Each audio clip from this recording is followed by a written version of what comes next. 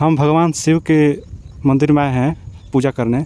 तो हम देखे हैं कि शिव के गले में सर्प है और जटा में गंगा और उनके कंठ में वो नीला है। ऐसा क्यों होता है भैया? ये अपने बहुत बेहतरीन क्वेश्चन पूछा है। दरअसल अमूमन ऐसा कोई पूछता नहीं है जल्दी, लेकिन इसका जवाब आप सुनिए, ये बहुत ही बेहतरीन जवाब होगा। देखिए, भगवान शिव जो है ना, शिव का मतलब है मंगल, और मंगल व्यक्ति का कैसे हो सकता है आप समझिए। भगवान शिव के गले में जो सर्प है उनका कंठ नीला है और साथ ही साथ उनके जटा से गंगा निकली है। ये तीनों संकेत है। दरअसल भारतीय साहित्य को जब लिखा जा रहा था तो एक ऐसा दौर आया था जिसमें शब्दों के माध्यम से नहीं बल्कि चित्रात्मक माध्यम का प्रयोग किया गया ताकि साधारण से साधारण व्यक्ति चीज़ों को समझ सके। तो भगवान शिव के गले में सर्प है, इसका मतलब ये है, सभी को पता है कि सर्प अगर डस लेगा तो व्यक्ति की मृत्यु हो जाएगी। यानी सर्प का मतलब ये है कि भय। लेकिन आप भगवान शिव के चेहरे पर जरा भी भय का जो भावना है वो देख नहीं पाएंगे आप।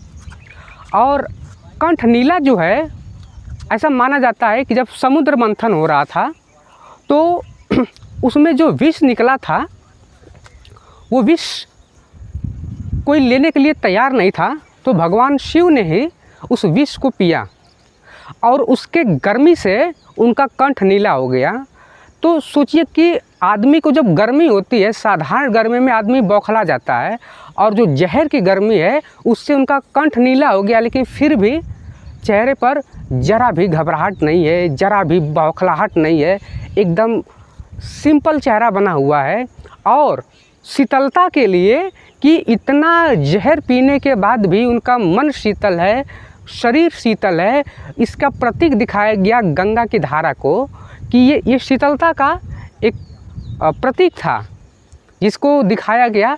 तो हमें, अगर हम सच में भगवान शिव के भक्त हैं तो हमारे जीवन में उनके जो व्यक्तित्व है उसको धारण करना पड़ेगा कि कितनी भी मुश्किलें क्यों ना आए, अगर हम शिव के भक्त हैं तो हमें ज़रा भी घबराना नहीं है। हमेशा सभी परिस्थितियों में हमें एक साधारण व्यक्ति बन करके दिखाना है।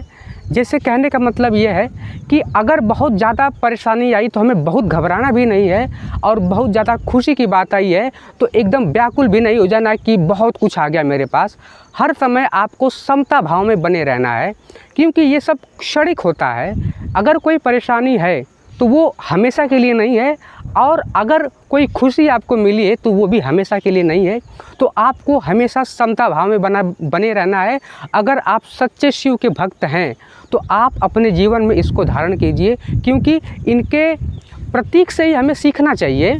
तो भगवान शिव की जो पूजा करते हैं, हालांकि सबकी अपनी अपनी आस्था है, लेकिन इससे हमें ये सीखना पड़ेगा कि भगवान शिव का जो इस प्रकार का चित्र दिखाया गया है उसके पीछे की सच्चाई ये है। आप, हो सकता है इसे आप अलग तर्क में समझें, लेकिन ये भी, इस तर्क को भी आप नकार नहीं सकते हैं।